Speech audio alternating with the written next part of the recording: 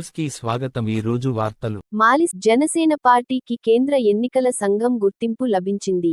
ఆ పార్టీకి గాజు గ్లాస్ చిహ్నాన్ని రిజర్వ్ చేస్తూ పవన్ కళ్యాణ్కు లేఖ పంపింది. ఇంతకాలం రిజిస్టర్డ్ పార్టీగా ఉన్న జనసేన గుర్తింపు పొందిన పార్టీగా మారడంతో ఆ గుర్తును ఇకపై ఎవరికీ కేటాయించరు. తెలంగాణలో ప్రైవేట్ రాకెట్ తయారీ, ఇంటిగ్రేషన్ అండ్ టెస్టింగ్ యూనిట్ ఏర్పాటుకు దకు చెందిన స్కైరూట్ కంపెనీ ప్రభుత్వంతో ఒప్పందం చేసుకుంది. సీఎం రేవంత్ దావోస్లో ఆ కంపెనీ ప్రతినిధులతో సమావేశమయ్యారు. దకు చెందిన ఈ సంస్థ అత్యాధునిక సాంకేతిక రంగంలో విజయం సాధించడం గర్వంగా ఉందని సీఎం రేవంత్ రెడ్డి అన్నారు. ఆశావర్కర్లకు ఈ అసెంబ్లీ బడ్జెట్ సమావేశాల్లోనే ఫిక్స్డ్ వేతనం 18,000 రూపాయలు నిర్ణయించి అమలు చేయాలని బూరుగుడ గ్రామం నుంచి 10 కిమీల పాదయాత్ర చేశారు. ఆసిఫాబాద్ జిల్లా కలెక్టరేట్ వరకు మంగళవారం మధ్యాహ్నం సిటియు ఆధ్వర్యంలో అనంతరం ఆసిఫాబాద్ కలెక్టరేట్ ఎదుట బైఠాయించి నిరసన తెలిపారు.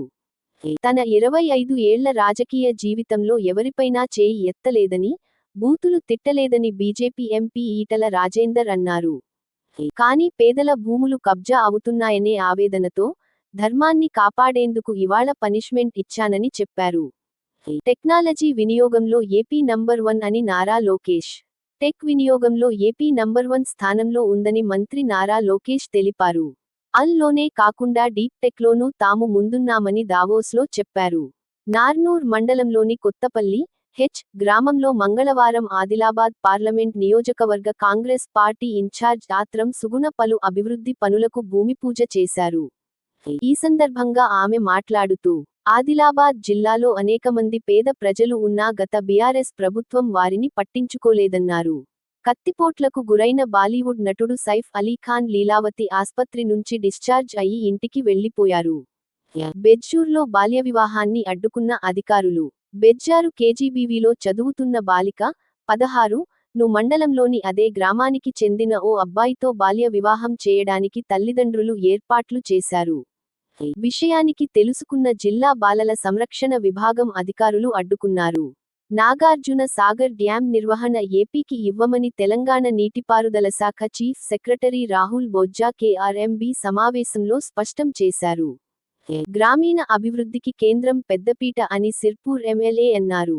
దహేగాం మండలంలో మంగళవారం ఉపాధి హామీ పథకంలో భాగంగా మంజూరైన పలు అభివృద్ధి పనులకు ఎమ్మెల్యే హరీష్ బాబు శంకుస్థాపన చేశారు. జనవరి 28న ఆ స్కూళ్లకు సెలవు. తెలంగాణలో జనవరి 28న మైనార్టీ స్కూళ్లకు సెలవు ఉండనుంది. ముస్లిం క్యాలెండర్ ప్రకారం ఆ రోజు షబె మెరజ్ కావడంతో ప్రభుత్వం ఇప్పటికే ఆప్షనల్ హాలిడే ప్రకటించింది. విద్యుత్ శాఖలో పనిచేస్తున్న ఆర్టీజన్స్ కార్మికులకు మద్దతు పలికిన వ్యవసాయ కార్మిక సంఘం జిల్లా కన్వీనర్ ముంజం ఆనంద్ కుమార్. పెంచికల్ పేట్ మండలంలోని గుంట్లపేట గ్రామాన్ని ప్రత్యేక పంచాయతీగా ఏర్పాటు చేయాలని కోరుతూ గుంట్లపేట పొత్తేపల్లి గ్రామస్తులు ప్రత్యేక అధికారి ఏమియో రమేష్ బాబుకు వినతి పత్రాన్ని అందచేశారు.